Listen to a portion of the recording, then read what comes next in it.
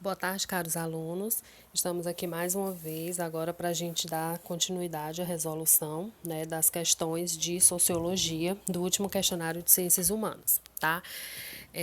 Como a gente está eu coloquei para vocês aí o resumo, expus um vídeo curto acerca do tema trabalho, né? Que inclusive eu já pontuei também nas nossas aulas antes desse período de quarentena, de isolamento, principalmente do trabalho na contemporaneidade, onde a gente vê a era das tecnologias, né? Das novas tecnologias e como isso tem impactado também nas relações de trabalho, né? E aí, na primeira questão, ele traz um trecho da música Cidadão, para vocês observarem, né, do Zé Ramalho, que eu vou até deixar aqui um trechinho para vocês, tá? Tá vendo aquele edifício, moço? Ajudei a levantar. Foi um tempo de aflição. Era 4 condução. 2 pra ir, 2 pra voltar.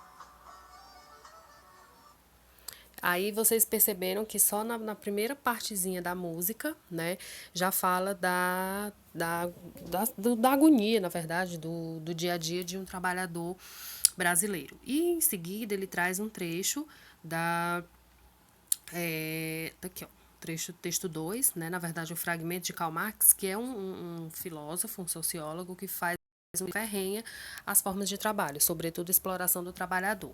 E aí ele pede para fazer a comparação com a letra, né, do Zé Ramalho, colocada no início como texto 1, e do fragmento e abordagem de Marx do trecho 2. E aí ele pede para a gente fazer uma relação desses dois textos com o modo de produção capitalista. Então, basta a gente parar para analisar um pouco e perceber que essa relação é evidenciada no item E, onde ele diz que deriva do aumento da riqueza e ampliação da exploração do trabalhador. Capitalismo, para existir, é preciso que haja ricos e pobres, exploradores e explorados, dominantes e dominados. Então, se para o capitalismo, uma das características dele é a exploração do trabalhador, é a mais-valia, é a alienação, é o lucro exacerbado, e é principalmente em países subdesenvolvidos ou em vias de desenvolvimento a má distribuição de renda.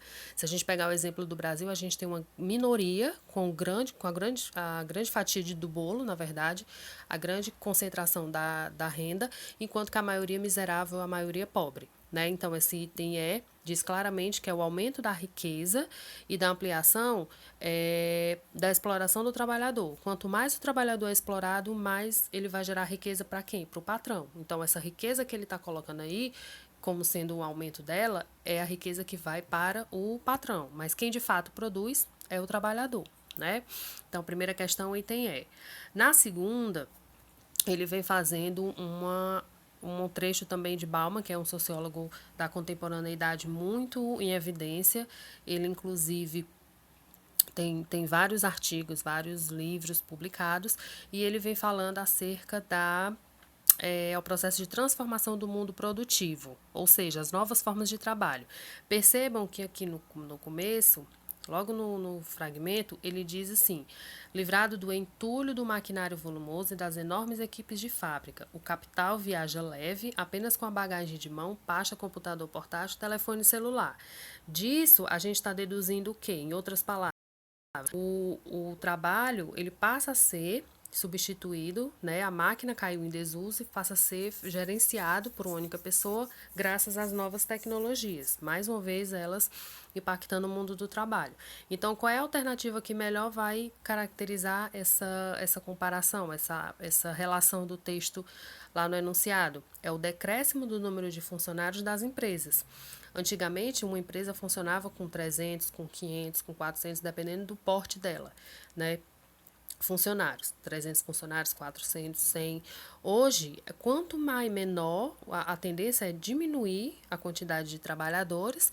Por quê? Porque o computador, um software, um próprio celular, ele é feito, gerencia todo o trabalho, faz todo o trabalho. Então, isso gera um impacto muito grande no sistema capitalista, porque é uma grande quantidade de desemprego, é uma grande quantidade de subemprego, né? Nesse sentido, o emprego formal vai perdendo espaço, vai deixando ganhando espaço o mercado informal, que são os autônomos, tá? Então, esse texto faz a relação direta com o item C. onde ele fala do decréscimo do número de funcionários, tá? E a terceira questão também faz uma crítica ferrenha, uma crítica onde mais uma vez cita aí Marx a respeito da questão do trabalhador. Nessa charge, eu não sei se ficou muito claro para vocês, mas eu vou ler aqui o que diz o balãozinho do operário. Ele diz assim: vou me aposentar amanhã e sabe o que vou fazer? Andar até o fim dessa linha de montagem e descobrir o que estou fazendo há 30 anos. Ou seja, há 30 anos ele desempenha a mesma função essa repetitiva que vai causar principalmente a chamada alienação. Eu acho que eu já citei nas minhas aulas trechos do filme Tempos Modernos, que evidencia muito isso, da alienação do trabalhador. Ele fica muito, como vocês costumam dizer, bitolado, muito focado naquilo ali, então eles acabam por exceder, inclusive nos momentos de lazer, eles acabam por forçar essa repetição do que eles fazem lá no trabalho. Então, na terceira questão, a charge faz alusão à alienação. Tá? E na quarta, ele também traz essa questão do Fordismo. No caso aqui, ele já traz o Fordismo. O que foi o Fordismo? Foi uma prática, né? Na verdade, foi um modelo de produção caracterizado pela produção em série, ou seja, uma grande quantidade de produtos feito na chamada esteira. É o que a gente vê, por exemplo, na uma esteira larga, onde cada funcionário posicionado vai desempenhar a sua função, né? E aí caiu isso, óbvio, em desuso devido às modificações que o próprio capitalismo vem passando nos últimos tempos, tá? E aí ele pede para dizer o que é que não se relaciona com o sistema, o sistema de produção, o modelo de produção fordista, que é justamente a facilidade dos trabalhadores de transitar entre os postos de trabalho e encontrar meios de realizarem-se. Ou seja, no Fordismo, que cada funcionário, cada operário, ele tinha sua determinada função, ele não transitava entre postos. Lógico, existia a ascensão, ele poderia ser promovido a um cargo melhor, mas isso era algo muito restrito, então ele não podia simplesmente estar na linha de montagem e ir para o escritório, ou ir para outro segmento da fábrica, para o RH. Não poderia, ele tinha que ficar exatamente lá no seu setor específico, não tinha essa mobilidade, tá bom? E por fim, a quinta questão, ela também nos traz uma aplicação mais enfática a respeito dessas novas tecnologias, né, no mundo do trabalho e os impactos, as transformações que elas vêm gerando. Eu citei várias vezes em sala de aula o exemplo da função do cobrador de ônibus. Lembram que caiu a profissão que está deixando de existir por conta das novas tecnologias, ou seja, o trocador foi substituído por uma maquinazinha que a pessoa apenas aproxima o cartão e aí é liberada a catraca para que a pessoa possa passar. Tá? Então, essas transformações todas têm causado um grande impacto no mercado de trabalho. E aí a gente vem caracterizado principalmente pelo crescimento do desemprego estrutural, ampliação das funções que exigem conteúdo intelectual e a precarização das condições de trabalho. Ou seja, somado a tudo isso que é colocado aí no item B, a gente ainda tem a questão da redução do mercado formal e a ampliação do informal, ou seja, aquela ideia de trabalhar de carteira assinada, com todos os direitos garantidos, está ficando algo cada vez mais distante na visão do trabalhador.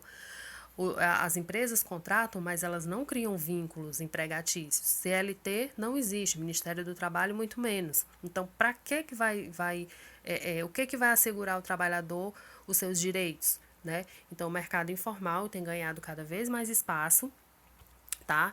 E, enfim, a gente vive aí essa tempos sombrios, a gente não sabe como as coisas vão ficar, né? E é justamente essa caracterização do desemprego, da exclusão social, do aumento de pedido por setores como saúde, como educação, exatamente pela falta de recursos da população mais carente, tá bom?